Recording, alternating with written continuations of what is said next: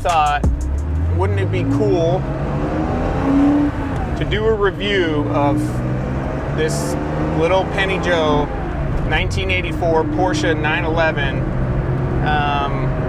have Callie drive it, have Callie see what's so amazing about these cars, and maybe she likes it, maybe she doesn't, I don't know. I drove it yesterday and I really enjoyed it. I like that it's just about driving. I like that you just have the windows down and you're just rolling. There's no Bluetooth, there's no buttons on the steering wheel. Yeah, you know, there's not even power steering. I don't know. I didn't know that. Yeah. Oh, okay, yeah. Maybe that's why I liked it. I don't know, like I thought the steering was really cool. So what does power steering do? Well, I don't want to nerd out for you, but I'll give you basically power steering is a little pump that's driven typically by a belt off of the motor, and that pump pushes fluid into the steering, which in most cases a rack and pinion. Every time you turn the wheel, that hydraulic fluid that's in there gives more pressure, if you will. It supports what you're trying to do. So cars that don't have power steering typically are harder to turn at slow speeds.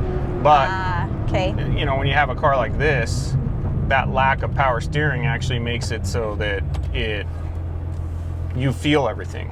So when you're driving on the road, every little bump, you know, you can feel. And at speed, that's a good thing. Like you think on track in your Miata, right? Like you want to feel everything. Yeah, that doesn't have power steering, right? The Miatas don't? Okay. No, it's that same kind of, you know, it's all about connecting you to the car than to the road. Some people hate it. Is it fair to say that power steering makes it numb, kind of numbs the car? Or no? You know, it's crazy. Like for the longest time, Porsche guys, right? Like, yeah. They finally adapted to hydraulic power steering, and they could still feel the car because Porsche had engineered the power steering pump so that, you know, you still got that feedback. And then all of a sudden with the 991 cars, they went to an electric power steering pump. I think it was 991, could have been 992, and the world freaked out.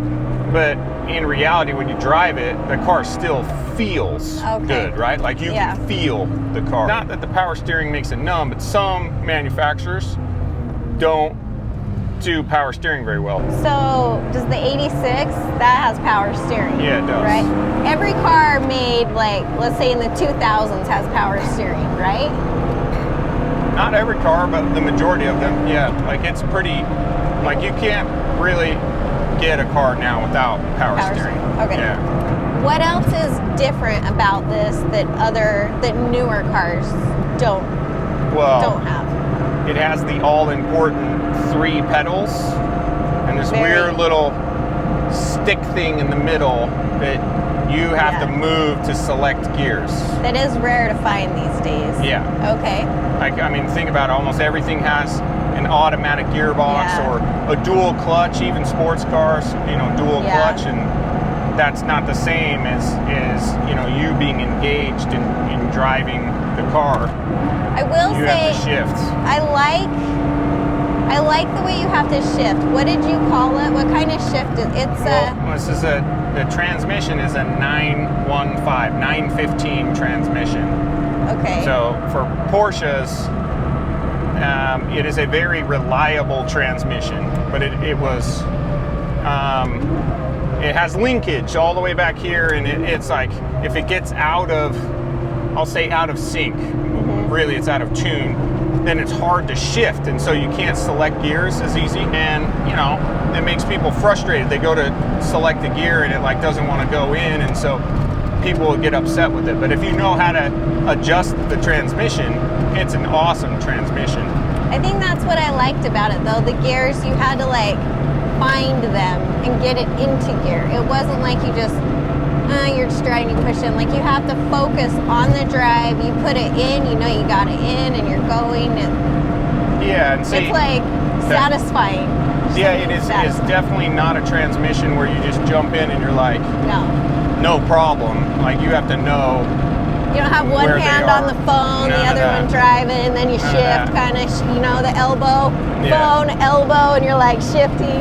Yeah, none of Yeah, that. none of that. You have to be the one to be driving it. Yeah. But once you know where the gears are and how to select them, it does become like intuitive. Like you're like there's a very rewarding transmission.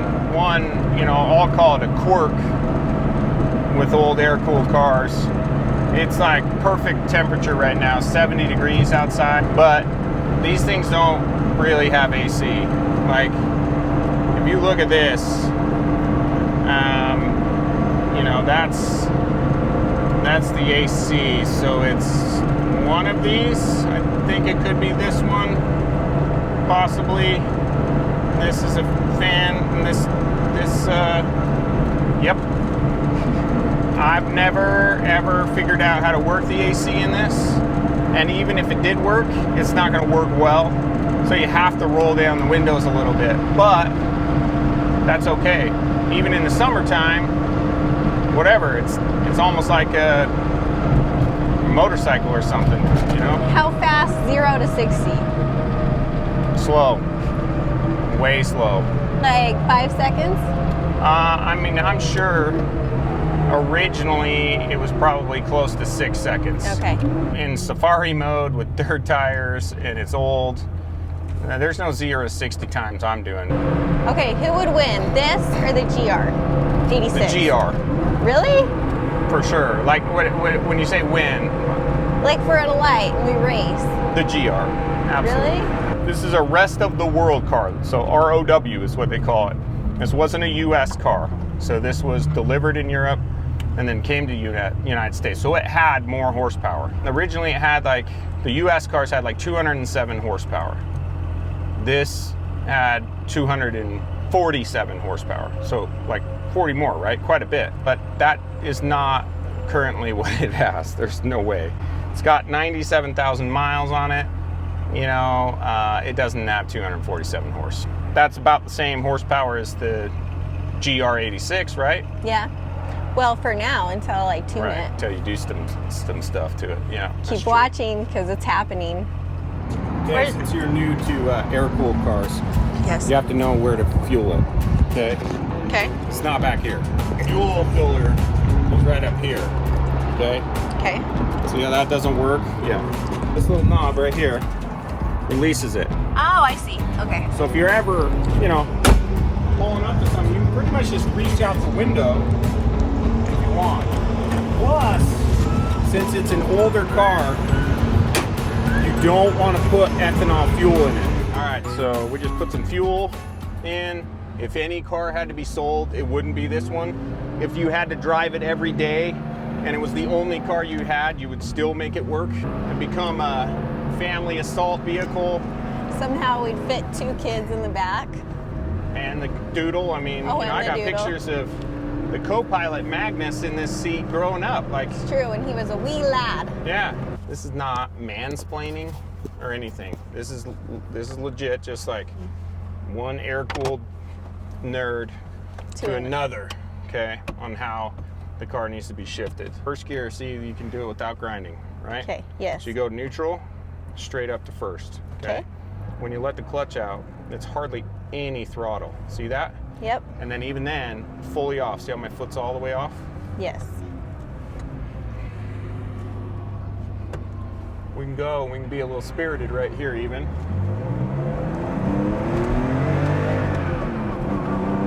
All the way off. All the way off. No slipping it. All the way off. 4th gear.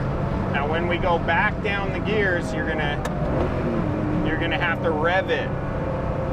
Not just let the clutch out. You're gonna rev it. And you can do that without braking. You don't have to do that. But like when you just let the clutch out, the car's having a hard time. So we're gonna do the same thing back to 2nd gear here. Ready? 2nd gear. Okay. See how I did not use the brake? Yes. Okay. Okay. So let's keep going here. Up the gears. 2nd gear.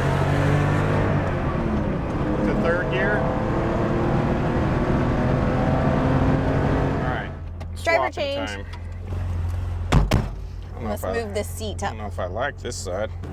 That you can feel, see? Power steering, negatory. Yeah. But once you get moving, Yeah, it's totally fine. yep. I kind of like it because it works my muscles out, you know? So it gives myself a little mini workout. Oh, sure. Yeah, okay. You know, those guns of mine. I like the old car. I really do. I like the steering out. There we go. I like the clutch. I know I'm working on it. It's spirited. That's a good way to put it. She has a good spirit. See, that was a perfect shift into Good. third gear. Okay. Good, yeah. I really like the shifting. I like how they're not short gears. Like it's like long. Short throw. We So call that it's a called throw. a Yep. throw. Okay. Yeah. I enjoy this. I think we need to look. Oh, sorry. I think we're going to be looking for another air-cooled car. And it is an art. There is an art to driving an air-cooled car. Whatever anyone has heard me say in the past, whatever has been on record, I take it back. They are enjoyable. Final review, I love it. Good. Love it, love it. I didn't even need your opinion. Comment below, guys. What do you think of air-cooled cars? Do you like the older cars? Thank you so much for watching. Don't forget to hit subscribe and hit the like button if you liked it, and we'll see you next time. Bye.